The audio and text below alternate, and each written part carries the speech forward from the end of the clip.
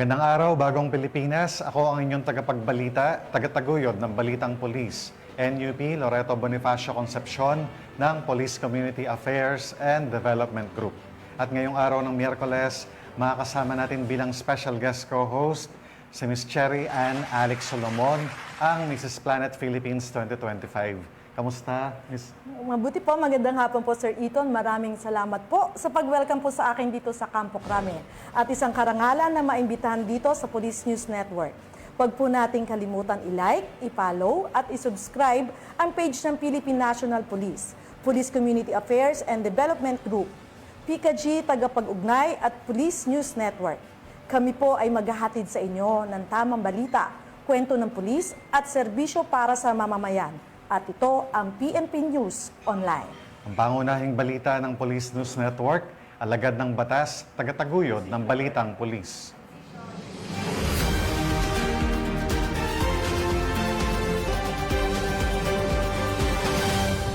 Narito ang mga balitang dapat niyong abangan. Lalaki arestado matapos mahulihan ng hindi lisensyadong baril sa Caloocan. Lalaking may kasong statutory rape, arestado ng mga otoridad sa San Fabian, Pangasinan.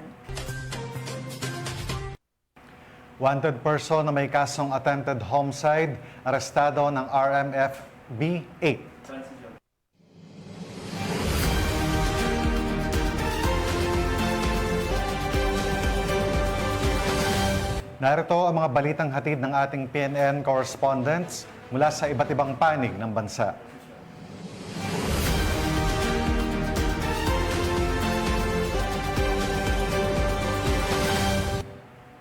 Simulan natin ang balita mula sa bahagi ng Luzon.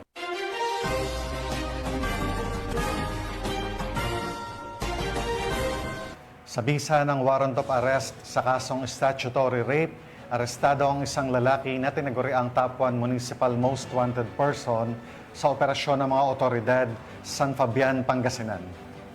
Hindi titigil ang pambansang pulisya sa paghuli sa mga wanted person upang mapanagot ang mga may pananagutan sa batas. Police Master Sergeant Marvin Jake Romero, ibalita mo.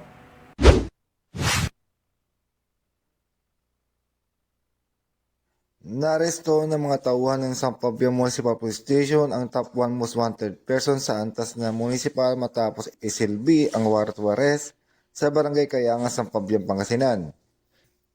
Kinilala ang suspect na si Ramram, 22 taong gulang, walang asawa at residente ng sabing barangay. Ang pag-aresto ay sinagawa sa bisa ng warrant of arrest para sa kasong statutory rape na walang nirekomendang piyansa. Sa kasalukuyan nasa kustodiya ng San Fabian Municipal Police Station ang naarestong suspect para sa kaukulang dokumentasyon at pagsasampa ng kaso sa korte. Mula dito sa Ilocos Region, ako yung PNN Correspondent, Police Master Sergeant Marvin Jake Romero. Alagad ng batas, tagataguyod ng Balitang Pulis. Maraming salamat, Police Master Sergeant Romero. Matapos ang mahabang biyahe at paglalakad, mainit na sinalubong ang mga miyembro ng Regional Mobile Force Battalion 2 ng mga residente ng Tumawani kung saan nagkaroon ng community outreach program na nagbigay sa kanila ng kasiyahan at pag-asa. Ang magandang balita ay mula kay Patrolwoman Janet Balad. Sa ilalim ng pamumuno ni Police Colonel Victor P. Pagulayan, Force Commander ng Regional Mobile Force Battalion 2, matagumpay na isinagawa ang isang community outreach program sa Barangay Antagan First, Tumawini, Isabela. Katuwang ng RMFB 2 sa nasabing programa si Mr. Florante Bailon, Pangulo ng Pagmamahal alay sa AGTA, at ang 201st Maneuver Company na pinamumunuan ni Police Lieutenant Marverick E. Bigares. Layunin ng aktibidad na ito na may padama ang malasakit at serbisyo ng kapulisan sa mga mamamayan, lalo na sa mga nangangailangan ng tulong at suporta sa komunidad. Ipinakita sa naturang programa ang pagkakaisa ng mga ahensya at organisasyon para sa iisang layunin, ang mapalakas ang ugnayan sa pagitan ng pulisya at ng mamamayan bilang bahagi ng advokasiyang to serve and protect na patuloy na isinasabuhay ng RMFB2. Mula dito sa Lambak ng Cagayan, ako ang iyong PNN correspondent, Patrolwoman Janet Balad, alagad ng batas, tagataguyod ng Balitang Pulis. Maraming salamat, Patrolwoman Balad. Upang maiwas sa banta ng iligal na droga at terorismo ng mga kabataan, matagumpay na nailunsad ng KKDAT Summit 2025 ng mga tauhan 51st Maneuver Company ng Regional Mobile Force Battalion 15 sa Santa Maria National High School, Ifugao. Patrolwoman Myra Beran, ibalita mo. Tagumpay na sinagawa ng 15 of 1st Maneuver Company ang KKDAT Summit 2025 na ginanap sa Santa Maria National High School sa Alfonso Lista, Ifugao nito lamang ika-17 to 19 ng Oktubre taong kasalukuyan. Ang aktibidad ay pinangunahan ng 15 of 1st Maneuver Company, katuwang ang 2nd Ifugao Provincial Mobile Force Company na dinaluhan ng mga Youth Mobile Force Ifugao, IFSU Potya ROTC Unit, KKDAT's Alfonso Lista Chapter at mga sangguniang kabataan. Mahigit 3 araw na puno ng kaalaman at inspirasyon ang naranasan ng mga kabataan. Tampok sa summit ang mga lecture ukol sa anti-drugs, anti-bullying, mental health, public speaking at leadership. Hindi rin nagpahuli ang mga masayang bahagi ng programa, gaya ng talent show at team building activities na nagbigay daan sa pagpapalawak ng pagkamalikhain at samahan ng mga kabataan. Ang aktibidad ay may temang kabataan ngayon, leader ng kinabukasan, nang handang yakapin ang kanilang kakayahan at gampanin sa paghubog ng mas maliwanag na bukas. Layunin ng aktibidad na ihanda ang mga kabataan bilang responsibleng mamamayan at leader ng komunidad. Mula dito sa Cordillera, ako ang inyong PNN correspondent, Patrolwoman Myra Beran, alagad ng batas, tagataguyod ng Balitang Pulis. Maraming salamat, Patrolwoman Beran. Aabot sa 136,000 halaga ng ipinagbabawal na gamot ang nasabat sa buy-bust operation ng Orani PNP. 2 drug suspects arestado. Tinutukan niya ni Patrolwoman Jilly Peña. 2 lalaki ang naaresto sa matagumpay na buy-bust operation na sinagawa ng mga tauhan ng Orani Municipal Police Station Drug Enforcement Unit katuwang ang Philippine Drug Enforcement Agency ng Region 3 sa Barangay Calero, Orani, Bataan. Nasa kote ang mga suspect matapos mahuling aktong nagbebenta ng isang sachet ng hinihinalang shabu sa isang pulis na nagpanggap na pusher buyer. Sa sinagawang protective search, na-recover pa ang 4 na medium-sized sachet ng pinaghihinalaang shabu na may tinatayang timbang na 20 grams at katumbas na halaga na 136,000 pesos. Kasalukuyang nakakulong ang mga suspect sa Orani MPS Custodial Facility habang inihahanda ang kasong paglabag sa Section 5 at 11 Article 2 ng Republic Act 9165 o ang Comprehensive Dangerous Drugs Act of 2002. Ang operasyon ay tugon sa direktiba ni Acting Chief PNP Police Lieutenant General Jose Melencio C. Nartates Jr. ukol sa pagpapalakas ng managing police operations at pagpapatupad ng mas pinaigting na kampanya laban sa ilegal na droga sa buong suporta ni Police Brigadier General Ponce Rogelio I. Peñones Jr., Regional Director ng Police Regional Office 3. Sa ilalim ng pamumuno ni Police Colonel Marites A. Salvadora, Provincial Director ng Bataan Police Provincial Office, patuloy ang determinasyon ng mga kapulisan ng Bataan na sugpuin ang ilegal na droga sa lalawigan at tiyaking walang puwang ang mga sangkot sa ganitong gawain. Patuloy rin ang kanilang panawagan sa publiko na makipagtulungan upang mapanatili ang kapayapaan at kaligtasan ng komunidad. Mula dito sa Police Regional Office 3, ako inyong PNN Correspondent, Patrolwoman Jilly Advincula Peña, alagad ng batas, tagataguyod ng Balitang Pulis. Maraming salamat, Patrolwoman Peña.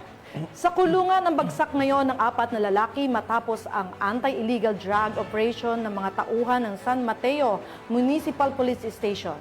646,000 pesos na halaga ng shabu ang kumpiskado. Patrolwoman GB Marie Pamoso, magbabalita.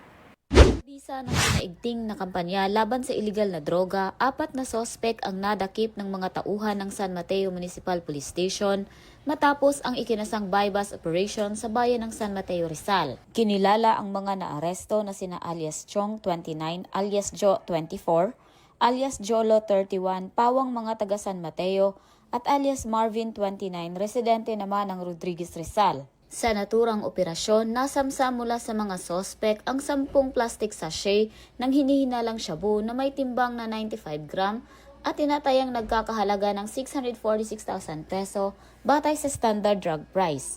Na-recover din ang ilang mga ebidensya kabilang ang isang pouch bag, 2 motorsiklo, 6 na pirasong 100 peso bill at 3 pirasong buy-bus money. Ang operasyon ay isinagawa ng Municipal Drug Enforcement Team ng San Mateo Police sa koordinasyon ng PIDEA. Kasalukuyang nakapiit ang mga sospek sa San Mateo MPS Custodial Facility habang inihahanda ang kasong paglabag sa Section 5 at 11 ng Republic Act 9165 o Comprehensive Dangerous Drugs Act of 2002. Ang matagumpay na operasyon ay patunay ng dedikasyon ng Rizal Police Provincial Office sa direktiba ng PNP na paigtingin ang kampanya kontra illegal na droga, tungo sa layuning makamit ang isang drug-free Rizal. Mula dito sa Calabarzon, ako ang inyong Police News Network Correspondent, Patrolwoman Jevie Marie Famoso, alagad ng batas, tagataguyod ng Balitang Pulis. Maraming salamat, Patrolwoman Famoso. Sa tulong ng komunidad, arestado ang isang 37 anyos na lalaki matapos mahulihan ng hindi lisensyadong baril ng mga tauhan ng Caloocan City Police Station. Kalibre 38 na baril at bala nasabat. Ang balitang ito ay mula kay Police Corporal Abigail Rojas. Arestado ang isang 37 anyos na lalaki matapos mahulihan ng iligal na baril ng mga operatiba ng Caloocan City Police Station sa Barangay 176A, Bagong Silang, Caloocan City, dakong alas 12:50 ng madaling araw. Base sa tip mula sa isang concerned citizen, agad na rumesponde ang mga tauhan ng Substation 12 ng Caloocan CPS. Nakita ng mga pulis ang hawakan ng baril na nakalitaw sa bewang ng suspect kaya agad itong inaresto. Nakumpiska mula sa kanya ang isang kalibre 38 na revolver na walang serial number at may lamang 2 bala. Nahaharap siya sa kasong paglabag sa Section 28 ng Republic Act 10591 o mas kilala bilang Comprehensive Firearms and Ammunition Regulation Act. Mula dito sa Metro Manila, ako po ang inyong PNN correspondent, Police Corporal Abigail Rojas. Alagad ng batas, tagataguyod ng Balitang Pulis.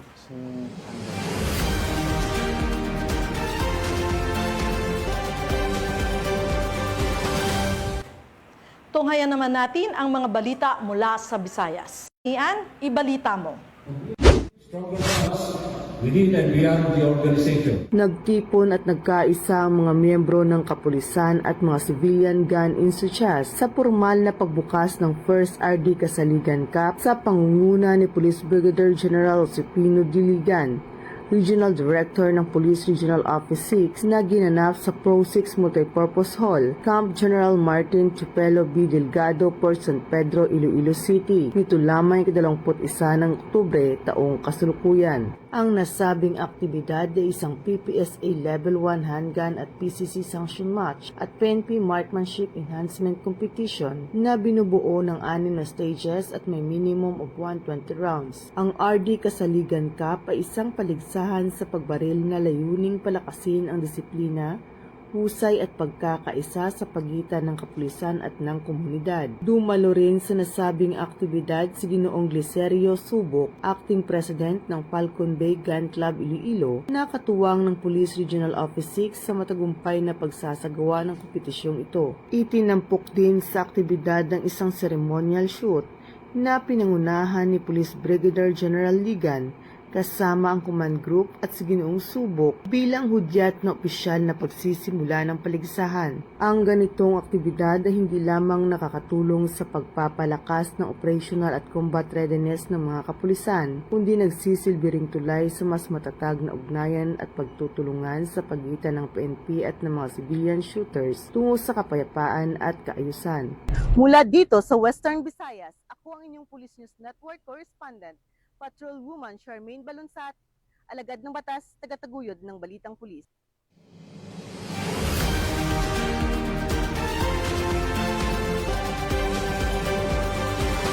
Maraming salamat, Patrolwoman Singian. Lalaki may kasong may kinalaman sa illegal na droga, arestado sa operasyon ng mga otoridad sa Barangay Guadalupe, Cebu City. Ang buong report ay hatid ni Patrolwoman Flora May Asares. Hawak ng kapulisan ng Cebu City ang isang driver na top 7 most wanted person municipal level na may kasong paglabag sa Section 5, Paragraph 1, Article 2 ng RA 9165 o Comprehensive Dangerous Drugs Act of 2002 matapos itong maaresto ng mga otoridad sa Virama Avenue, Barangay Guadalupe, Cebu City noong ika-21 ng Oktubre ng taong kasalukuyan. Kinilala ni Police Captain Vincent P. Bontilao, Officer in charge ng Police Station 9 Cebu City Police Office, ang suspect na si alias Alex, 38 anyos, na residente ng Sector 5, Barangay Pagsabungan, Mandawi City, Cebu. Ang suspect ay naaresto sa bisa ng warrant of arrest para sa kasong paglabag, Section 5, Paragraph 1, Article 2 ng RA 9165 o Comprehensive Dangerous Drugs Act of 2002 na walang rekomendadong piyansa. Samantala, kasalukuyang nasa kustodiya ng Police Station 9 ang suspect para sa dokumentasyon ang tamang disposisyon. Ang kapulisan ng Cebu City ay nangangakong mas papaigtingin pa ang kanilang kampanya na labanan ng iligal na droga upang matiyak ang kaayusan at kapayapaan ng komunidad. Mula dito sa Central Visayas, ako ay inyong Police News Network Correspondent, Patrolwoman Flora May Asares, alagad ng batas, tagataguyod ng Balitang Pulis. Maraming salamat, Patrolwoman Asares. First Regional Director Kasaligan Cap, matagumpay na nagbukas sa Police Regional Office 6. Ang report ay mula kay Patrolwoman Charmaine Balunsat.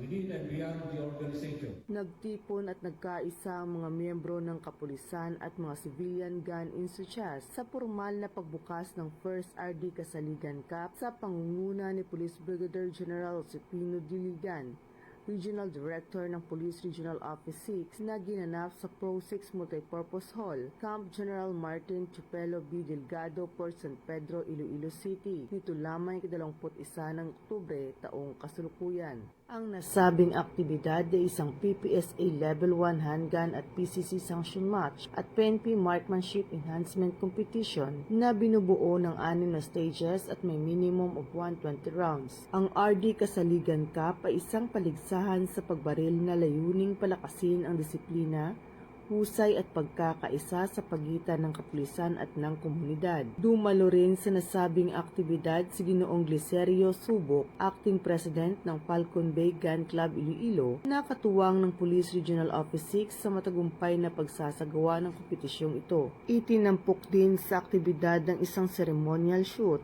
na pinangunahan ni Police Brigadier General Ligan kasama ang command group at si Ginoong Subok bilang hudyat na opisyal na pagsisimula ng paligsahan. Ang ganitong aktibidad ay hindi lamang nakakatulong sa pagpapalakas ng operational at combat readiness ng mga kapulisan, kundi nagsisilbi ring tulay sa mas matatag na ugnayan at pagtutulungan sa pagitan ng PNP at ng mga civilian shooters tungo sa kapayapaan at kaayusan.